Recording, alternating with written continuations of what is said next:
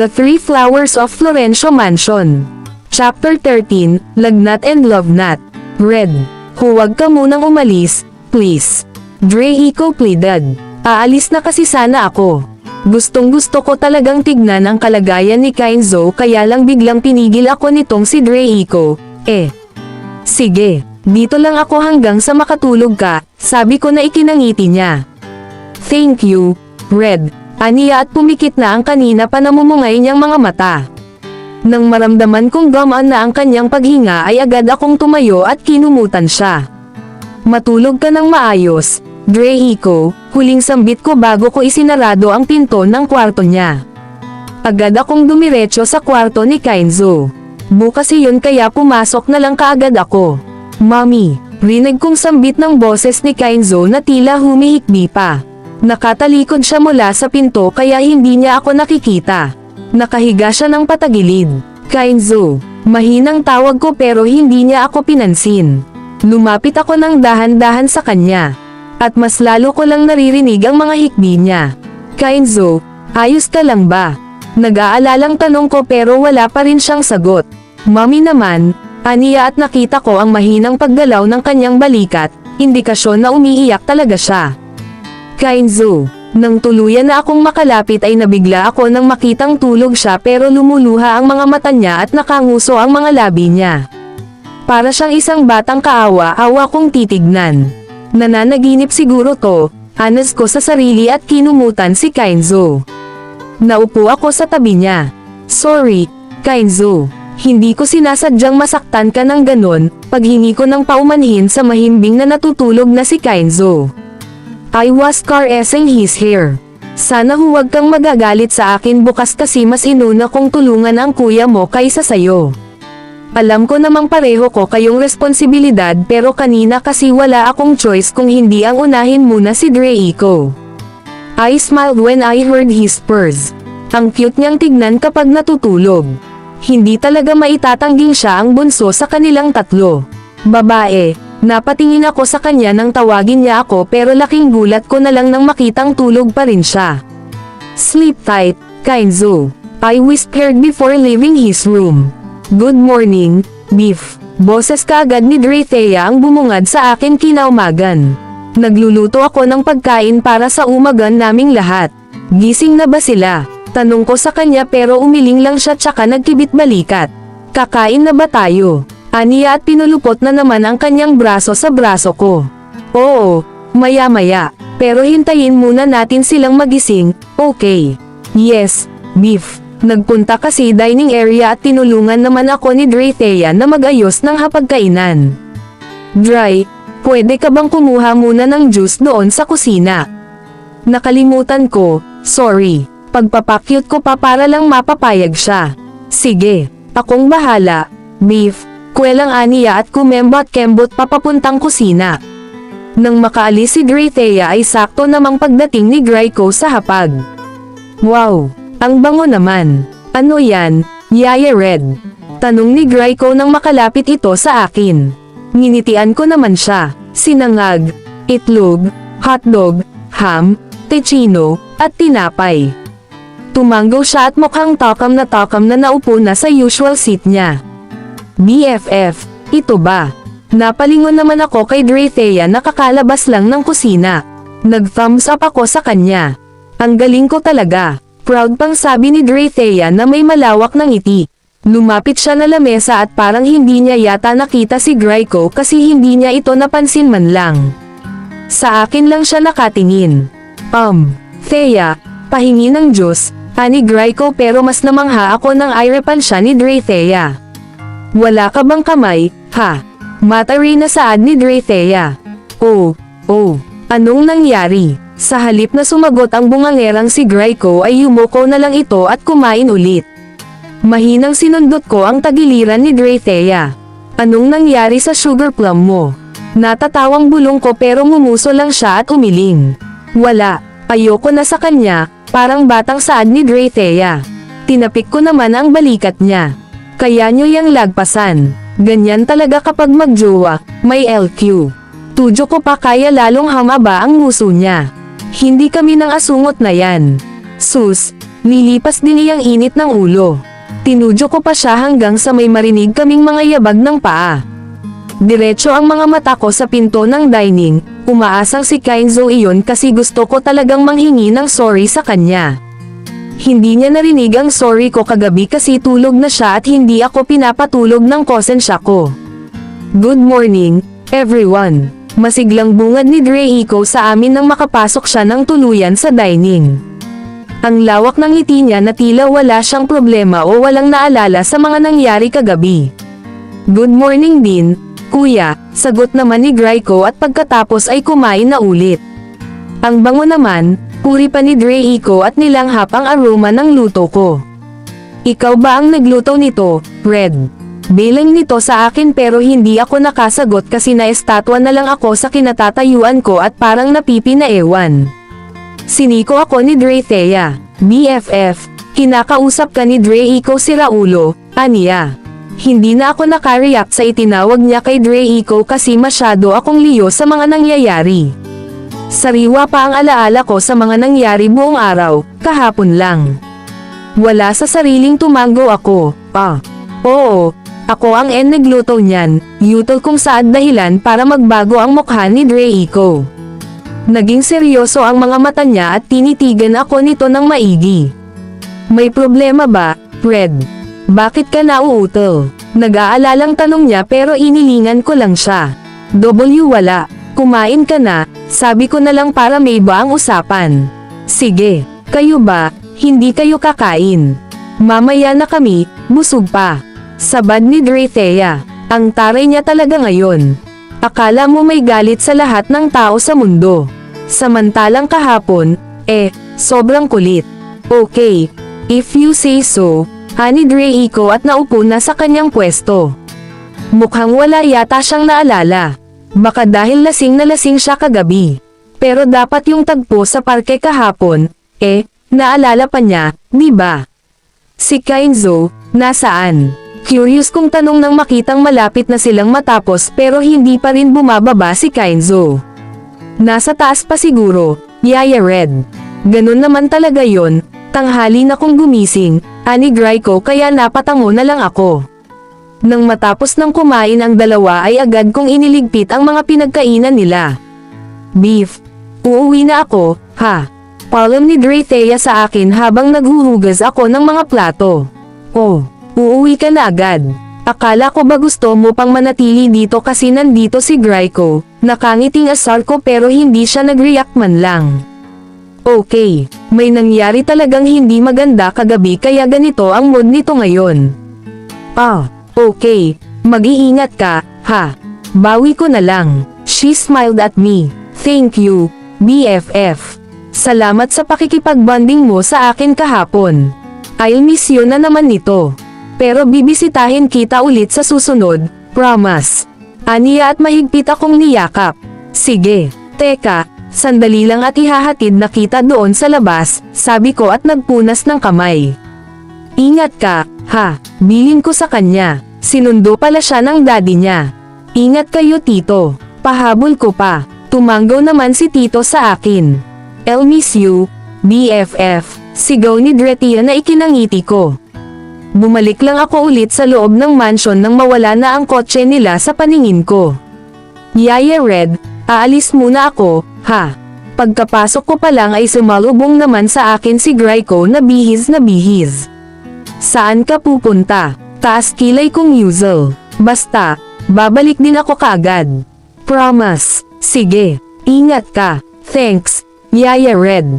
Kumaway lang kami sa isa't isa at pumasok na siya sa kotse niya. Ako naman ay nagpatuloy na sa pagpasok. Saan ka galing, Red? Kunot noong tanong ni Reiko. Sa labas lang. Sinundo na kasi si Thea kaya hinatid ko muna siya para makapagpaalam na rin ako ng maayos. Ganun ba? Kumain ka na? Tanong niya bigla. Mamaya na. Busog pa naman ako. Lamambat ang kanyang mukha. You sure? I nodded gently. Tatapusin ko lang iyong hinuhugasan ko. At iniwan ko na siya doon para maghugas. Nasa harap ako ngayon ng kwarto ni Kainzo. Hindi pa rin siya nakakababa simula kanina kaya nag-alalala na ako. Kainzo, gising ka na ba? Kinatok ko ulit ang pinto pero walang tumaliman na kahit sino. Bubuksan ko to, Kainzo. Wala na namang sumagot kaya dahan-dahan ko na lang na pinaihit ang doorknob.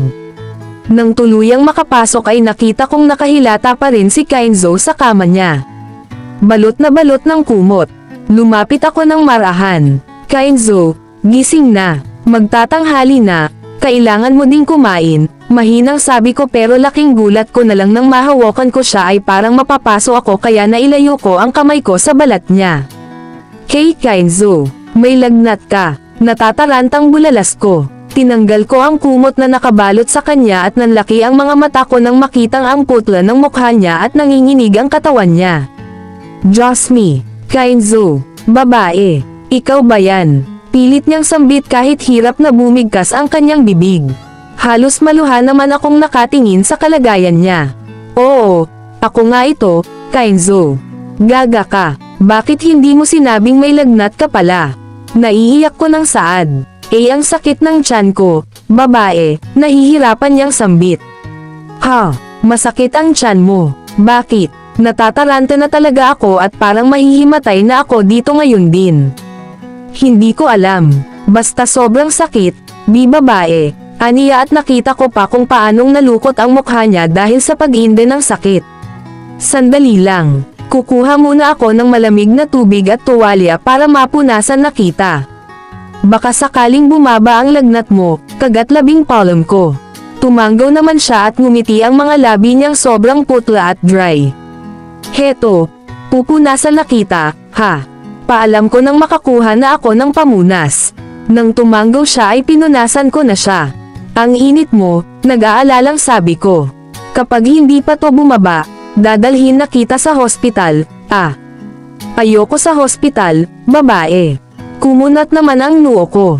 Bakit naman? Ayaw mo nun. Mas mabilis kang gagaling doon kasi maaalagaan ka ng mga profesional na doktor. Pero hinawakan niya ang kamay ko at umiling. Gusto ko dito lang, babae. Alagaan mo na lang si Kainzo, Parang batang aniya at pinisil pa ang kamay ko. Lumunok naman ako at tumanggo kahit nag-aalinlangan pa. Parang maiiyak ako ngayon sa tabi niya sa sobrang awa. Ang putla pa rin ng mukha niya at sobrang nanginginig pa rin ang katawan niya. Magpalat ka muna ng damit. Sandali, ikukuha kita, para naman maging maaliwalas kahit kaunti ang pakiramdam mo. Umalis muna ako sa tabi niya at pumunta sa closet niya. Kumuha ako ng isang pajama at jacket para hindi siya giginawin. Ito ang isuot mo. Inabot ko iyon sa kanya at tinulungan siyang makabangon at makasandal sa headrest ng kama. Tatalikod na lang muna ako. Huwag kang tatalikod, babae. Akala ko na gusto mong makita itong tiyan kay kung puro bilbil, pang-aasar pa niya kahit halatang nawala ang sigla sa boses niya. Sige. Mag-asar ka pa, kapag ikaw natulyan, bahala ka talaga. Biro ko din pero humadjikik lang siya. Harap ka na, tapos na, aniya kaya humarap na ako sa kanya. Pero nanlaki na lang ang mga mata ko nang makitang wala siyang suot na pang-itaas. Gago, magsuot ka nga ng damit, Kainzo. Tarantang bulalas ko at tumalikod ulit. He chuckled. Hindi ko kaya, magpapatulong sana ako. Huwag kang may lagnat ka lang pero hindi ka imbalido. Inis kong turan. Kung kanina ay naawa ako, ngayon parang gusto ko na lang siyang iwan dito. Babae, namumula ang tainga mo. Tudyo niya pa gamit ang gargle niyang boses. Umirap naman ako sa hangin. Nilalagnat ka na nga pero ang dami mo pa ring kalokohan. Magsusuot ka na ng damit o iiwan talaga kita ditong mag-isa. Tumawa siya ulit. I'm just joking, babae. Magsusuot na ako ng damit. Harap ka na, sabi niya. Baka inuuto mo na naman ako, ha? Hindi na. Totoo na to, promise. Nakahinga naman ako ng maluwag nang makitang may damit na nga siya. Ipagpatuloy mo na yung pagpunas, utos niya kaya napataas ang kilay ko. Joke, bawi ko naman agad nang makitang nalukot ang mukha niya. Bakit ka ba kasi nagkaganyan? Inis kong tanong habang pinupunasan ang kanyang noo. Ewan ko din. Pagkagising ko bigla ko nalang naramdamang ang sakit ng tiyan ko at sobrang lamig na, hiba't balikat niyang turan. May kinain ka bang kung ano? Baka nasira tiyan mo. Takang tanong ko at napaisip naman siya. Iyong street foods lang naman ang kinain natin kahapon, di ba? Sagot naman niya. Grabe, ang arte naman ng tiyan mo. Biro ko naman. Siguro hindi sanay sa mga pagkain ng poor people, aniya tsaka tumawa. Anong poor people ka dyan? Sadyang maarte iyang sikmura mo. Sabi ko nga, natatawang pagsuko niya. Bababa na nga muna ako. Saan ka pupunta? Kunot noong tanong niya at hinawakan ang pulsuhan ko. Magluluto lang ako ng sopas para magkalamam din iyang sikmura mo at makainom ka na rin ng gamot. Binitawan naman niya ako pagkatapos. Pwede ding matulog ka na muna at jijisingan na lang kita kapag naluto ko na, ha? Tumanggaw lang siya na parang bata. Sige, babalik din ako kaagad, sabi ko at kinumutan siya. Pagkababa ko ng hagdan ay nakasalubong ko si Draco. Red, can we talk? Seryosong sabi niya. Napahinga naman ako ng malalim. Pasensya ka na, Draco. Magluluto pa kasi ako ng sopas para kay Kainzo, paghingi ko ng paumanhin pero kumuyam naman ang kamao niya. Si Kainzo na naman. Tiimbagang niyang turan. Yumuko na lang ako at napalunok. May lagnat si Kainzo, Draco. Sobrang taas ng lagnat niya kaya sana huwag ka munang gagawa ng kung ano mang kalokohan ngayon. Kahit ngayon lang, please. Maawa ka sana sa kapatid mo, nang hihinang sambit ko. Nang magangat ako ng tingin ay nakita ko ang mukha niyang natigilan at parang nanlumod dahil sa narinig. Maiwan na muna kita, Draco. Kailangan pa ako ni Kainzo ngayon. At nagtuloy-tuloy na ako sa pagbaba ng hagdan. Lumipas ang halos 1 oras at kalahati bago ko natapos na lutuin ang sopas. Kumuha na rin ako ng gamot sa first aid kit nila bago ako umakyat. Kainzo, gising ka na, pukaw ko rito. He groaned and slowly opened his eyes. Babae, kukusot-kusot sa matang aniya. Tumanggaw naman ako. Kain ka na. Tinulungan ko siyang umupo at sumando sa headrest ng kanyang kama at sinimulang pakainin. Sinubuan ko siya at walang reklamo naman siyang kumakain lang. Pagkatapos nito, inom ka na ng gamot, ah. He nodded like a puppy so I smiled. Ang cute mo pala kapag may lagnat. Ngumuso naman siya. Ang bait mo at ang tahimik. Dapat pala may sakit ka na lang palagi, natatawang biro ko. Ikaw naman ang may kasalanan nito, eh. Biglang salita niya. My brows then furrowed. At bakit naman ako? Ikaw kaya nagpumilit na kumain ako ng mga street foods na pagkain ng mga poor.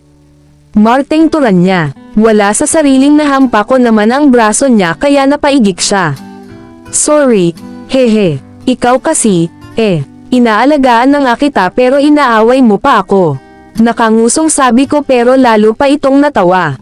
Inom ka na nga nitong gamot. Maktol ko at pabalang ibinigay ang gamot sa kanya. Ang brutal mo naman. Reklamo niya. Binalotan ko lang siya. Utot mo, brutal. Matulog ka na lang dyan, aalis na ako. Kunwaring inis kong saad. Hoy, banibiro lang naman kita, sabi niya kaya natuwa ako. Magilty ka dyan mag-isa mo. Bahala ka dyan. Aalis na ako. Gaga. Ang OA. Hindi bagay sa'yo. Pero hindi ko siya pinansin. Padabog akong lumabas ng pinto para mauto ko siyang nagagalit talaga ako. Nasa kusina na ako ngayon. Naghuhugas ng mga pinagkainan ni Kainzo. Umuulan sa labas kaya medyo nainganyo akong magpatugtog. Baby, kanta ko pa at sinabayan pa iyon ng kembot. Hoy, Yaya Red, galing mo palang sumayaw. Nagitla ako sa biglang pagpasok ni Draco. May malaking ngiti sa labi niya. Namula naman ako. Hoy, gaga, bulalas ko na lang kasi wala na akong masabi. Huwag kang mag-alala, Yaya Red. Secret lang natin yung talent mo, bulong pa niya sabay hagik-hak kaya napanguso na lang ako. Hindi na nakakapagtakang magkakapatid nga sila. Pare-pareho ang likaw ng mga bituka, Sige, Yaya Red, aakyat na ako. Teka, hindi ka ba kakain? Busog pa ako, sayang, marami pa namang tirang sopas dyan. Nanlaki naman ang mga mata niya. Sopas, nasaan? Pahingi, natawa ako sa reaksyon niya. Doon, kumuha ka na lang. Magiliw naman siyang kumuha ng sopas. Ang sarap mo magluto, Yaya Red. Ako pa ba? Biro ko. Taas ng tingin sa sarili, mabawi nga iyong compliment. Pwede na bang mag-asawa si Yaya Red? Sabi ko pa imbis na patulan iyong sinabi niya.